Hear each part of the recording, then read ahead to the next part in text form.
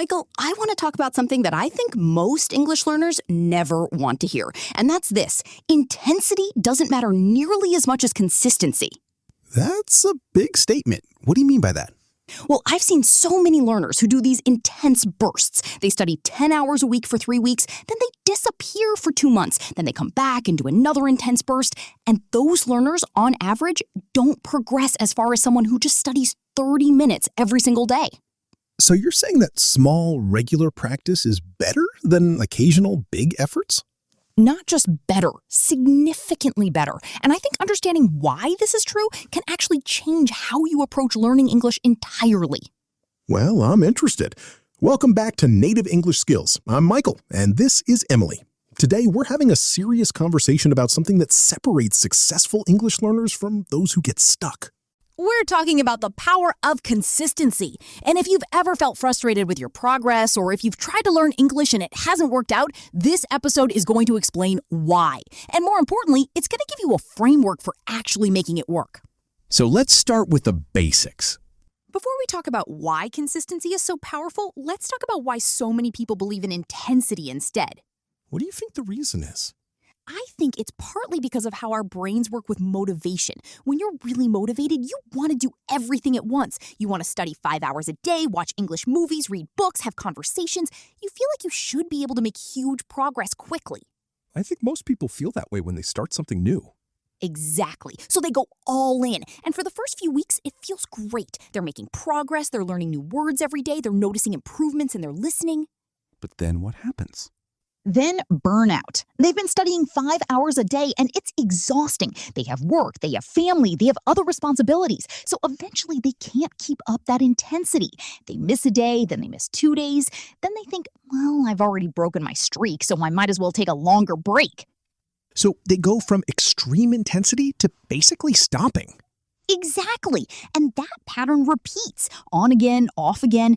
And when you learn a language that way, you're not actually building lasting neural pathways. You're just cycling through motivation and burnout. So the problem isn't the intensity itself, it's that intensity isn't sustainable. Right. And here's the thing. A lot of people then blame themselves. They think, I don't have the discipline. I'm not cut out for this. Other people can do it, but I can't. But that's not actually true. No, it's not. The issue isn't them. The issue is they're working against how human brains actually learn languages. And that's something we're going to fix today. Let's talk about the neuroscience for a moment. How does the brain actually learn a language? Well, there's this concept called neuroplasticity. Basically, your brain changes physically when you learn something new. New neural connections form. These connections strengthen when they're used repeatedly. So it's like the brain is rewiring itself? Exactly. But here's the key word, repeatedly. Your brain doesn't just need to be exposed to something once or twice. It needs to be exposed to it many times, with enough space between exposures for the memory to consolidate. What does consolidation mean? Consolidation is when your brain takes something short-term and turns it into a long-term memory. It's an actual biological process that takes time. You can't rush it. So if I learn a new word today, I can't force it to be a permanent memory today? Right. It takes repeated exposure over days or weeks. And actually, if you want that word to stay in your memory forever, you need to revisit it periodically for months. This is why cramming doesn't work for language learning. Exactly. If you study intensely for 1 week and then don't study for 2 months, your brain has mostly forgotten what you learned, and you have to relearn it, so you've wasted all that time and effort. But if you practice consistently, even for short periods, the memories stay fresh and keep building on each other. Exactly. A simple 30-minute daily practice over the course of a year is going to be far more effective than studying 8 hours a week for 3 months and then stopping. That's actually a pretty profound shift in how you should think about learning. It is. And once you understand this, everything changes. You stop trying to do everything at once. You start thinking long-term. I want to introduce you to a concept called the compound effect. What's that? The compound effect is when small actions repeated consistently over time create remarkable results. It's a principle that applies to money, fitness, relationships, and definitely to language learning. Can you give an example? Sure. Let's say you practice English for 30 minutes a day. That's 3.5 hours per week. That's 14 hours per month. After 1 year, that's 182 hours of practice. That's actually a lot when you add it up. Exactly. But here's the thing. Those 182 hours are spread out over the entire year. So you're getting consistent, spaced repetition the whole time. You're constantly reinforcing what you've learned. You're making connections between new information and old information. Whereas if someone studies intensely? If someone studies 8 hours a week for 3 months, that's 96 hours total. And after those 3 months, if they stop, most of what they learned starts to fade. They're back to square one. So the person who studied half the hours over a full year is actually ahead of the person who studied intensely for a short time? Way ahead, and the gap keeps growing. The consistent person keeps building every single day. The intense person has gone backward. This is why we talk about consistency being powerful. It's because of the compound effect. Right, and here's something even more interesting. The longer you're consistent, the more powerful the effect becomes. After 1 year, you're not just 30 minutes ahead, you're months ahead. After 3 years, you're years ahead of where you would be with any intermittent approach. So if someone starts today and practices 30 minutes every single day for the next 3 years, they're going to reach a level of fluency that most people can't even imagine. Absolutely. Fluency is absolutely within reach for anyone willing to be consistent. That's the promise. Okay, so consistency is powerful, but how do you actually maintain consistency, especially when you're not feeling motivated? This is where habit comes in. And I think this is actually the secret that a lot of successful English learners understand, but they don't always talk about. Tell me more. Most people think they need to stay motivated to practice every day. So if they wake up one day and they're not feeling it, they don't practice. They wait until they feel motivated again. But motivation comes and goes. Exactly. Motivation is not stable. Some days you wake up excited to practice. Other days you feel tired or stressed, or you don't see the point. If you depend on motivation, you're going to have huge gaps in your practice. So what's the alternative? Habits. A habit is something you do automatically without having to think about whether you feel like it. It becomes part of your routine, like brushing your teeth. But how do you build a habit? Well, there's a lot of research on habit formation, but basically a habit has 3 parts. First, there's a cue or trigger. Second, there's the behavior. Third, there's a reward. Can you give an example in the context of English learning? Sure. Let's say your cue is finishing breakfast. Your behavior is practicing English for 30 minutes. Your reward could be a cup of coffee or a few minutes on social media or just the satisfaction of knowing you've done it. So you're linking the English practice to something you already do every day, and then you reward yourself. Right. And if you do this consistently for a few weeks, your brain starts to automate it. You finish breakfast and your brain automatically goes into English learning mode. You don't have to think about whether you feel like it. So the habit becomes automatic. Exactly. And once it's automatic, you don't need willpower anymore. You just do it. It's as automatic as brushing your teeth. This is a huge insight because it means you can't depend on motivation, but you can depend on habits. And I think that's the key difference between people who learn English successfully and people who don't. The successful people build it into their routine as a habit, not as something they do when they feel motivated. Transitioning, I want to tell you about someone I know named Sarah. Okay, tell me about Sarah. Sarah came to me about 3 years ago, and she was frustrated. She said, "Emily, I've been studying English for 7 years, and I still can't have a real conversation. I feel like I'm never going to get there." That must have been discouraging. It was. And we talked about her study habits, and what I found out was that she was doing exactly what we talked about. Intense bursts followed by long breaks. She would study 3 hours on a weekend, then not practice during the week because she was busy. So she wasn't being consistent. Not at all. So I suggested something radical. I said, what if you just did 20 minutes a day? Nothing more. Just 20 minutes every single day. That's it. What did she say? At first, she was skeptical. She thought 20 minutes wasn't enough. She thought she needed to study more, but she was willing to try. And what happened? It was transformative. After 3 months, she could feel the difference. Her listening was better. She understood more. After 6 months, she was having real conversations. After a year, she was fluent. Not perfect, but actually fluent. That's a significant change in just a year. It is. And she didn't do anything special. She just did 20 minutes every single day. She built it into her morning routine. She would wake up, have coffee, practice English for 20 minutes, then go about her day. So it wasn't the amount of time, it was the consistency. Exactly. And here's what Sarah told me later. She said, "Emily, I wish I had done this 7 years ago instead of doing these intense bursts. I would have been fluent so much earlier." Because of the compound effect. Exactly. All those years of intense bursts and then stopping, she was basically resetting herself over and over. If she had been consistent, she would have reached fluency so much sooner. So the lesson is that consistency matters more than intensity. Way more. And I think if you really internalize that lesson, it can change how you approach English learning. But okay, consistency sounds great in theory. In practice, what are the obstacles that people run into? That's a really good question because I think a lot of people understand this intellectually, but they still struggle to actually maintain consistency. What's the biggest obstacle? I think it's perfectionism. People think if I can't study for an hour, there's no point studying for 20 minutes. Or they think if I miss a day, I failed, so I might as well stop. So they have an all-or-nothing mentality.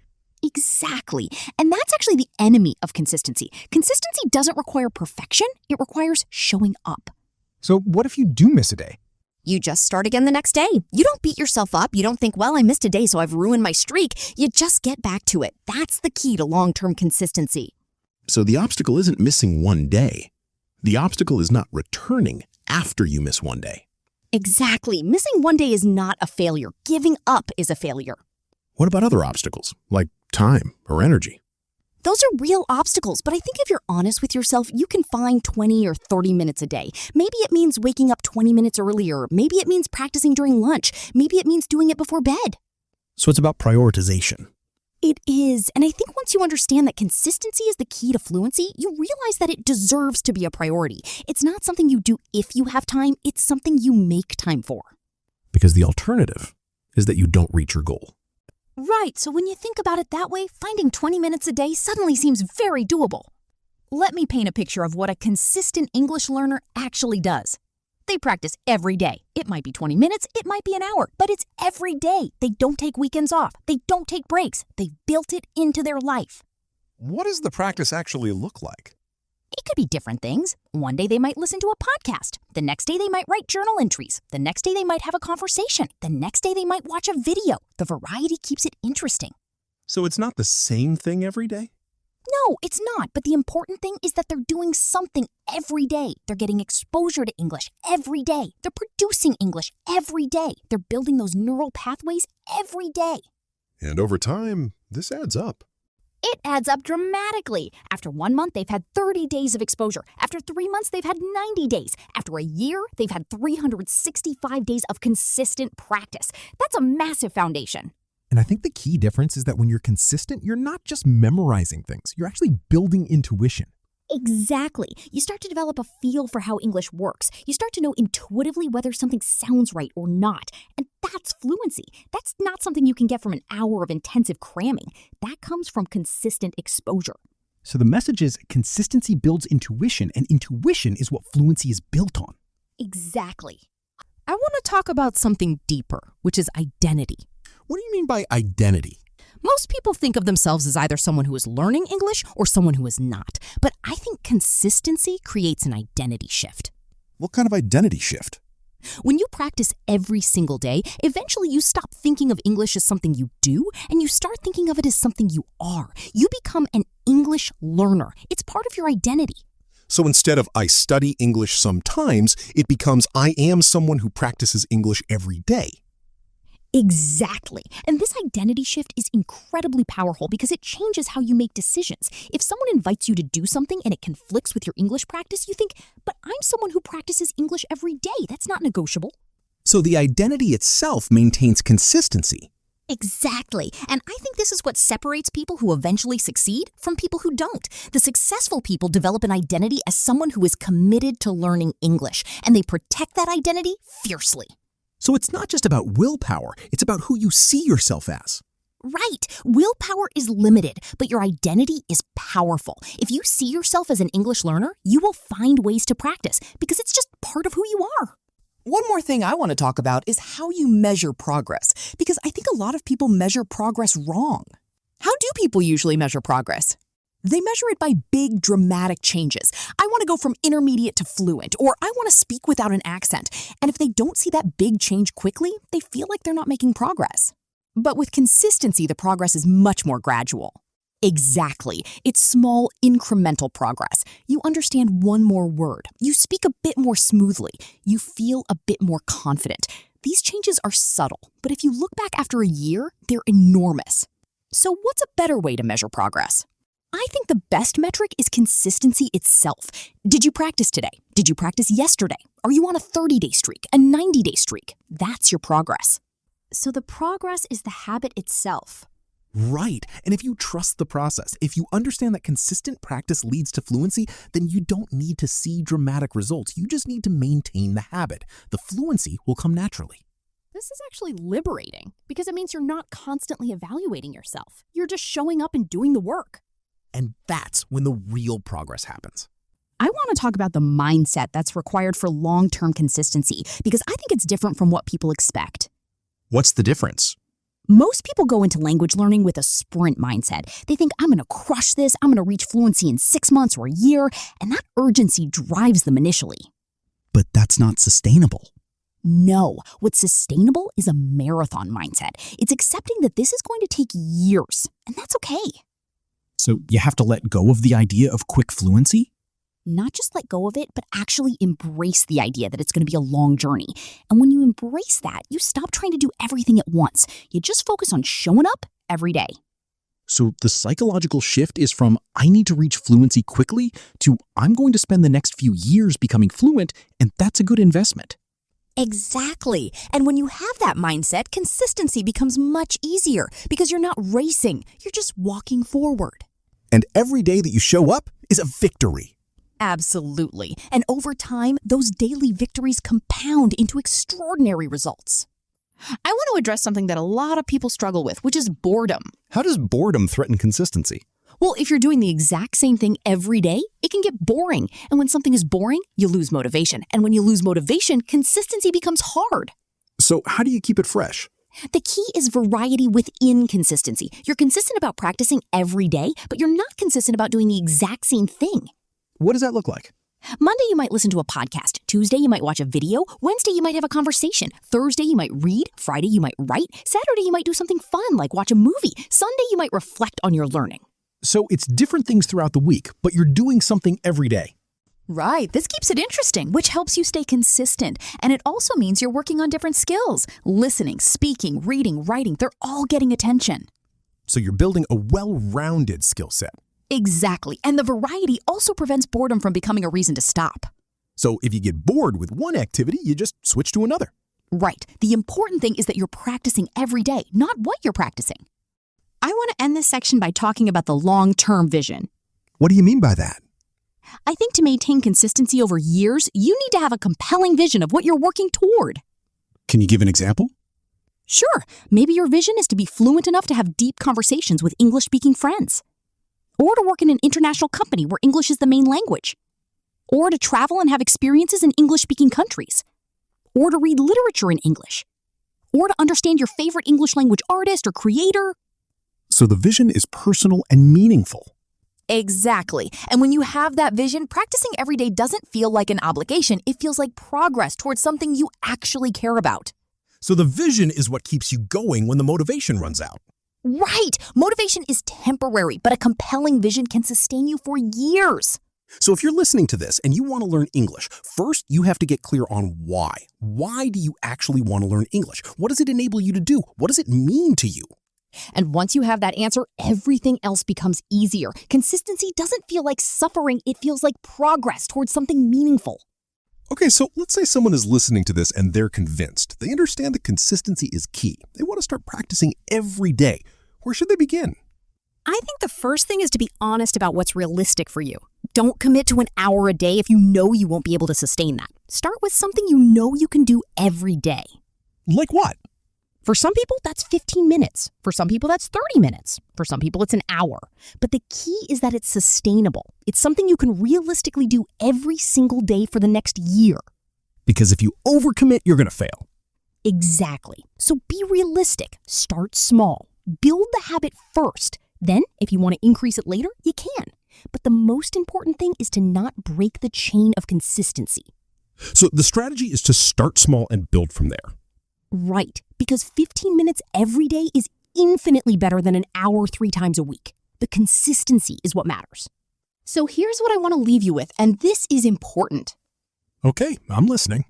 If you practice English consistently, if you truly commit to practicing every single day for the next year, you will see results that might surprise you. You'll be able to understand English content that you can't understand today. You'll be able to have conversations that feel natural. You'll start thinking in English. You'll feel confident.